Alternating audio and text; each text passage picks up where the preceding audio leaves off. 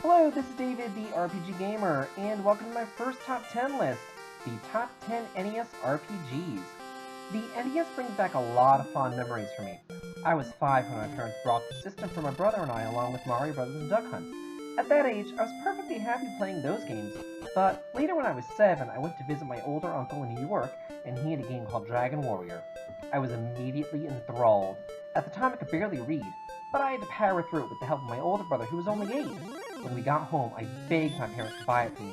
They said that they did, but in reality, my uncle just mailed me his copy. I was so happy and it changed me as a person that I've been hooked to the genre ever since. So, without further ado, here's my top 10 list of the best RPGs the NES has to offer. Number 10, Earthbound Zero. When I first saw ads for Earthbound in the Nintendo Power, I thought it was strange. But that's what they wanted you to think. Its slogan was, "This game stinks for God's sake." And they had these awful scratch and sniff cards that smelled like mustard and pepper. But, being an RPG fan, I bought the game upon release. I admit that I wasn't really a fan of its art style, and I thought it was weird when I first played it, having played Chrono Trigger and Final Fantasy VI in the years prior, but I fell in love with its quirky style. It wasn't until years later that I learned about emulation, and then the ROM hacking community and translating. I was thrilled when I learned that it was actually an NES Earthbound game, and I had to play it. It's a true mother game, but unfortunately, it has all the trappings of NES games made in that time. Namely, it's ungodly hard. You only have one party member for about half the game, and you pretty much have no direction on where to go, but it's still a good, solid, fun game with a unique art direction that isn't found in any other game on the NES. Number 9, Dragon Warrior 2.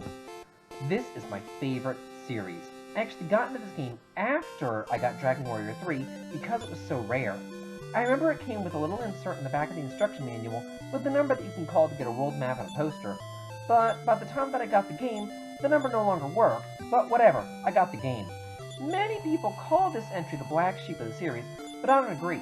Maybe I'm blinded by fanboyism or something, but I don't think that there really is a bad entry in the Dragon Quest series.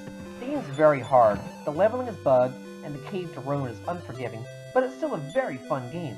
Released in Japan just a year after Dragon Warrior, it introduced a lot of series staples such as party members. In fact, I kind of think this is the first JRPG with party members. It had magic keys to open doors, ships to travel the world, travel gates, magic crests to find. And after you get the boat, the game opens up to a really non-linear adventure of finding the crests in any order that you want. The game was made in 1987, about 20 years before non-linear RPGs became a craze. Judge it on its merits, and you'll find a great game. Number 8, Final Fantasy III.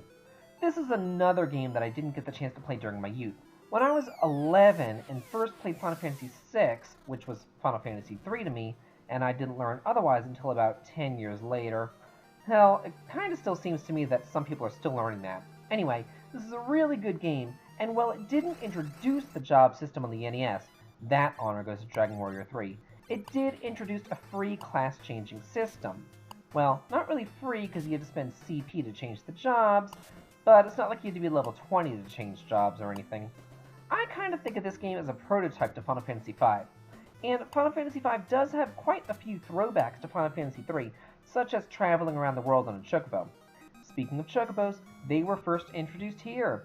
It's a shame that in order to pass many dungeons, you had to fight well minied, or you had to change jobs into mages or dark knights and things like that. I really hate being forced to change jobs because of the dungeon that I'm traversing.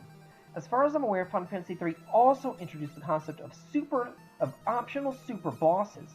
And one last thing, I've got to say it's pretty cool to start off on what you think is the world, only to find out that it's just a small floating continent above the real-world map. Number 7, Glory of Hercules 2. Wow, it seems that a lot of games on this list weren't officially released in America, and they wonder why RPGs never took off here. None of the good ones were actually released here. Anyway, this is the second part in the long-running, in Japan, Glory of Hercules series, and it's pretty much a Dragon Warrior 2 knockoff, but I really like it. It's set in ancient Greece, and you get a centaur, think the Prince of Cana, a living statue, which is the Princess of Moonbrook, who join you on your journey to save the world. There's a surprising amount of dialogue and character development for an NES game, and the graphics are quite decent. There's also a lot of exploration and secrets to be found as well. It's just a shame that most people in America have never heard of the series, and if they have, it's because of that horrible DS game released a few years back. Number 6, Just Breed. Speaking of games that no one in America has heard of, Just Breed is a strategy RPG by Enix. If you thought that RPGs were rare in America in the 80s and 90s, finding strategy RPGs was like trying to locate Shangri-La. Again, this wasn't released in America, but it's a real gem. The graphics are stunning considering that it was released late in the NES life cycle. But what really sets this apart from other strategy RPGs released at the time like Fire Emblem is that you don't control single characters, you control entire squads of 6 characters for a total of 36 characters, and you actually get to explore towns and talk to characters in between battles. You can buy full equipment sets for your characters rather than just weapons, and the main character kind of looks mysteriously like the hero in Dragon Quest IV. Just a sidebar though, this is high on my consideration list for Let's Playing. I think many more people need to be aware of it, and I would thoroughly enjoy it, and I think that you would too if you gave it a shot. Number 5, Crystalis. Okay, I am done with Japan-only games now. From here on, we're only dealing with games released in the States. I kind of have a funny story to go along with this one. I kept reading article after article in Nintendo Power about Crystalis, and every time I saw it, I loved it. I loved the different swords that you collect, and the armor, and the key items that you needed.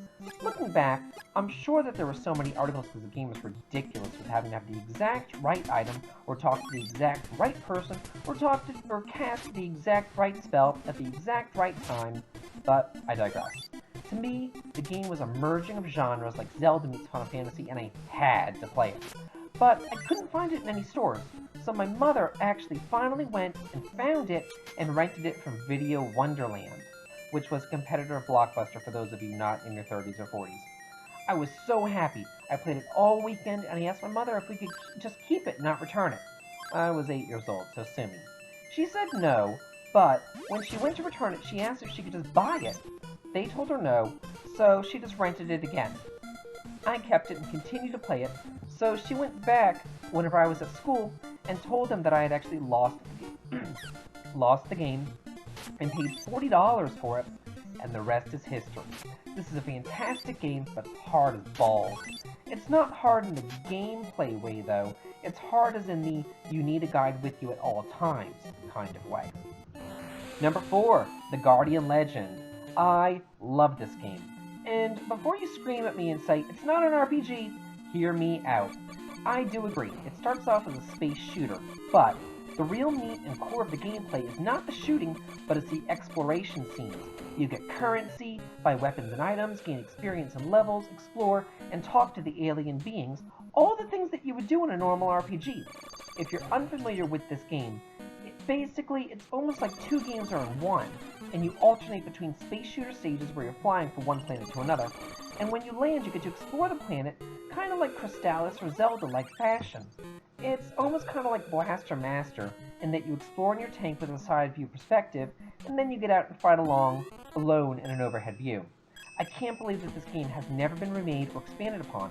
I don't even think that there's a spiritual successor. This is a true hidden gem on the NES. Number 3, Dragon Warrior 4. This is the last Dragon Warrior game released on the NES, and it's really the last one released in a long time in America. It wouldn't be until the year 2000 on the PlayStation that Dragon Warrior 7 was actually released. The 90s for me was nothing but a huge dearth of Dragon Quest, and I'll never get that time back. I've got to say this though, while Dragon Warrior 4 is a good game, it's not as good as its predecessor. It introduced some series staples such as small medals, but other than that, they didn't really use any of the ideas in this game and future games besides some of the locations for the Zenithyan trilogy. The game starts off slow, excruciatingly slow. You have to go through about 15 hours of 4 boring chapters until you finally get to the meat of the game in Chapter 5. And when you get there, you're disappointed because you suddenly can't even control your party members that you were able to control just moments before. When I was a kid, I played with the game Genie in order to control my party members. Some members, such as Christo and Bray, were absolutely useless when you couldn't control them. When half the game is looking at a blank screen with enemies, you want to have some sort of control over the outcome. But no, you can only control the hero and watch Christo cast a beat over and over and over again. It's infuriating. But other than that, it's a great game, and it may have beaten out its little brother if it didn't have that one quirk. Number 2, Final Fantasy. I really like Final Fantasy 1, I would say more so than 2, 3, 8, or even 10. One of these days we'll have to do a ranking video, but that's neither here nor there. It's kind of funny. If you look at the NES Final Fantasies, they all have the exact same graphics. Something like that would never fly nowadays. They would have to change something up. Shortly after the game was released, Nintendo Power released a strategy guide for it, which I still actually have. They were really pushing this game, and I like a lot of the design choices that they made, such as allowing you to choose from between 3 or 4 spells per level, something that would make each playthrough and party a bit different. Also, you could choose a party of 4 party members from among 6 different classes, too. It's kind of crappy, though, that the thief sucked, and that the fighter and the red mage were ridiculously overpowered. In fact, the first time that I beat the game, I used 2 fighters and 2 red mages, and it was a joke. I believe that this is the first game that really made use of elemental weaknesses and resistances, and they even had swords imbued with elements or swords that were stronger against different creature types. Square deserved a winner with this game, and they certainly got it. Too bad that they screwed up royally with its sequel. And the top #1 best RPG on the NES, Dragon Warrior 3. This is undoubtedly my favorite game on the NES, and quite possibly my favorite Dragon Quest game, but I believe that it might be inched out a tad by Dragon Quest V. I got this game when I was in 4th grade after I broke my arm and I had to stay home for a week. I spent all week playing the game, and if I ever got stuck, the manual included a 60-page guide. This game is the end-all, be-all of RPGs on the NES as far as I'm concerned. It has balanced classes, a reasonable length, rewarding side quests, great treasures to find, and an unexpected twist at the end. It introduced many series staples such as Ramia, the job classes and class changes, the Shrine of Dharma, setting up the magic system by introducing the Blaze, Fireball, Ice Bolt, and Infernos lines of spells. The game isn't unreasonably hard, nor is it too easy. And as a fun little nod, the in-game world map and place names are actually based on Earth, with such names such as Edinburgh being England, Romilly being Rome, Aliahan being Australia, and Isis being Egypt. You still have to discover orbs around the world, but they're also found in much better ways than just kind of defeating the 4 fiends of the elements. For example, you find the yellow orb by building up a town, and you find the green orb by visiting a prisoner in a ghost town at night after receiving a clue about its location during the day. The game rewards thorough exploration and is an absolute gem. Few games surpass it even to this day. Let me know what you think about these games that I've mentioned, agree or disagree. This has been Dave, the RPG Gamer. If you like this, please like, comment, and subscribe, and check out some of my other playlists. Have a good day!